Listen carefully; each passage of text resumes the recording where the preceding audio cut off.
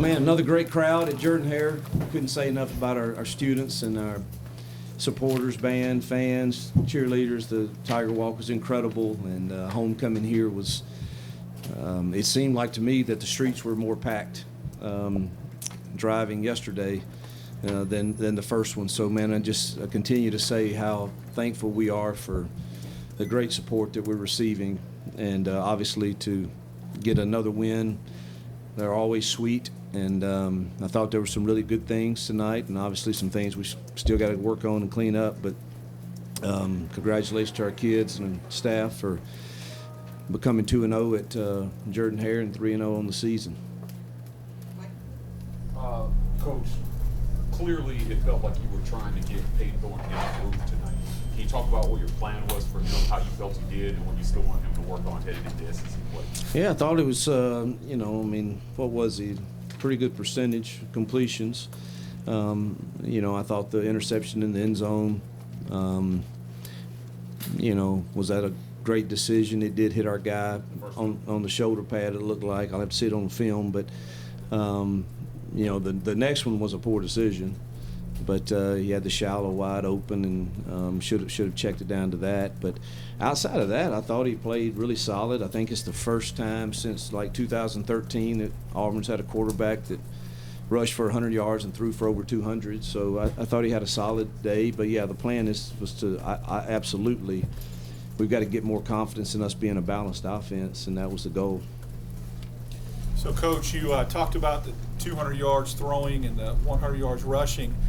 The Auburn stat crew could not find a guy in the history of Auburn that's thrown for 300 and ran for 100. He was 18 yards away. Well, dang. That's when y'all supposed to come tell me. Yeah, that was the question. Was there any thought of getting him back in there in that second to last drive to get him? I assure you, if I'd have known that, I would have thought about it. But I have no clue that was the case. But I thought Robbie played well when he came in also, and. But I thought Peyton was solid outside the one decision on the deep post route. That was a poor decision. But outside of that, I thought his decision making was pretty good, and I thought he ran when he needed to, and we called some good draws with him, and he looked normal running those, looked natural at it. So I thought it was a solid night for him. Coach, when you look at the turnover numbers, it's happy, and you got to be pleased with 2 takeaways for your defense, but then you had 3 turnovers yourself. So what are your feelings on the turnover numbers for the game? Yeah, the 2 interceptions, we just can't do it. We've got to just keep working on it. You're going to have some of those, but one of them certainly shouldn't have happened. Now, the punt we were down to our 3rd punt returner, and, we got to get him some more reps, obviously. And then went to our 4th punt returner and Jalen on the next one. But we need to get some more reps at that for sure. We saw Keontae come back in a boot. Do you have anything instantly on him for right now? It was a tough night for us. Cam Stutz went out after the first series. Tall didn't come back after his ankle, and then Keontae, and we were already without Kaufman and Pritchett, and Jalen McLeod couldn't go. So we've got some. We got to get healthy before next weekend, hopefully. Looked like Peyton struggled to read the end early, but figured it out as the game went on. Yeah, halftime we changed a couple things that I think helped him with that. They were moving around between 4-eye and a 5 a good bit in their odd front, and it was a little harder for him to read it. But we got in some 12 personnel stuff, and I think it made it easier for him. They had to declare which gap he was going to play. Hugh, you've been talking about getting your receivers to step up. Shane making a big play on the outside. Omari had a couple as well. Just, what did you think about those guys? Did you see progress from that group on the outside? Yeah, I saw progress this week, and some tonight. I thought Coy looked pretty good. It's good to have him back. I think he's going to help us. We were without VAR tonight. He couldn't go either, so it was good to see Coy step in and have some good reps. But I thought all of them did some decent things. We still have routes to clean up. And I thought the one Shorter had on the 3rd and goal down there, I thought that was a really good throw, and he's got I thought he could make that play when we settled for a field goal there. But there were some good things. We still got to work on our releases and understanding coverages, and we still have a ways to go, but they definitely improved tonight, it looked.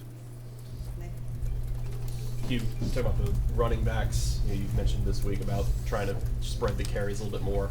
What did you kind of make of some of the run blocking? I think they combined to finish under 100 yards. Were you pleased with that performance, or how did you kind of assess that? I thought we left some yards out there in the rushing game, particularly in the first half, with what they were doing. I think our backs didn't press it quite long enough to let it develop. Second half, I thought they were better. Jarquez got kind of dinged up tonight too with the ankle, so he was kind of gimpy there in the second half. But I thought Batee gave us a little burst there on the runs he had, and obviously I like all of those guys, so hopefully we can get them all healthy. But I do think we left some yards out there. But they were playing, they really wanted to stop the run. I mean, they were playing in their odd front, but both safeties plus the rover and that three-man front stuff, they were really active down in the box. Thus, we got some explosive passes. You can practice situations like 3rd and short, goal to go in practice, but how valuable is it for guys to get those opportunities in game? Yeah, it's incredibly. We weren't very good in the first half down there, and we've got to get a few things cleaned up personnel-wise for sure. Rivaldo should be in the slot or flexed out down there every time we get down there pretty much, and obviously you probably need to have a package for Robbie too. He's such a threat. They have to play, him pulling the ball on whatever run we have. And, we've got to – but the reps are incredibly important. We're getting ready to walk into College Station next weekend, and we're going to need every bit of the improvement we can that we can show on tape to get a better plan. Yes, you once again, Rivaldo Fairweather makes some big catches for you tonight. What did you say to him? That's hopefully who he's going to be every Saturday. We need him to be. He's a tough matchup, and we just need him to be himself, and we got to find ways to get him the football and get him in advantageous matchups. 3-0 as you head into your first conference game. What's your overall feel for this football team as they get ready to do that? I'm always wanting to improve. There's times that we don't play great fundamental football, and those plays I know will haunt us, and so I want to get rid of those. But I'm very pleased with the kids. I love being around them. I love the group of kids and coaches, and I think they are enjoying, the journey we're on.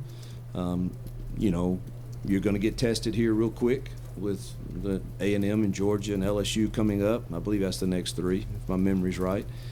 And, it'll test all of us. And we're very young in our journey.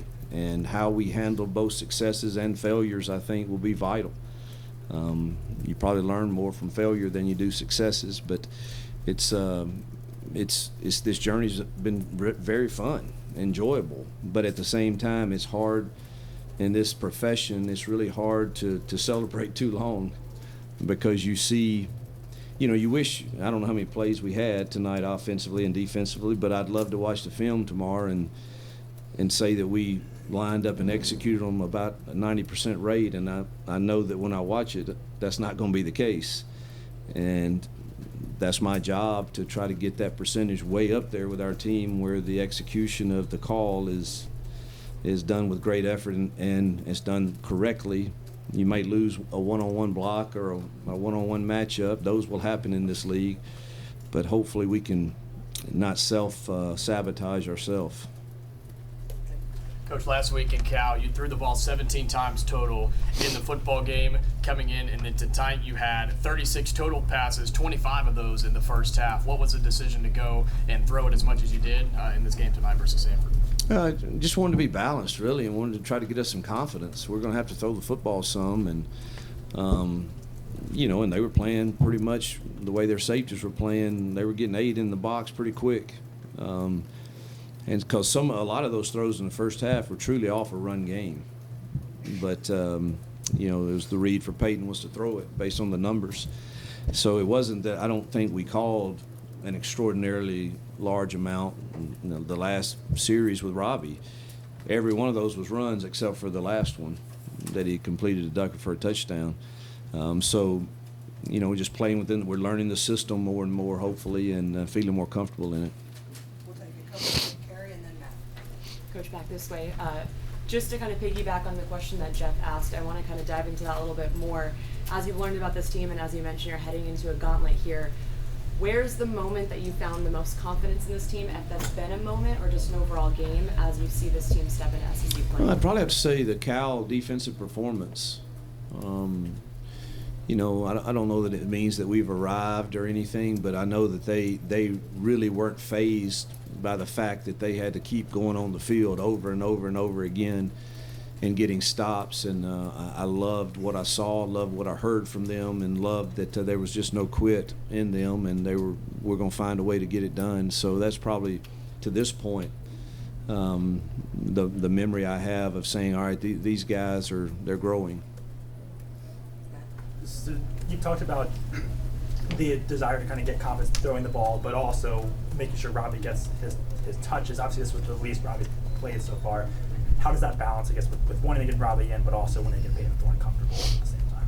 Yeah, those are, you know, I think we got to figure out. We weren't gonna go in this game and be in and out. I think we've got to find out if Peyton truly is going to function every aspect of the offense, which I thought he did tonight well, and we know that Robbie can do things too, and I thought he looked good, and it's good to have both of them. How that looks from game to game, I've said from day one, I don't know. You know, we'll have a good plan going into A&M, and I'm sure it'll involve both of them. Thank you very much. No, thank you guys. Thanks, Coach.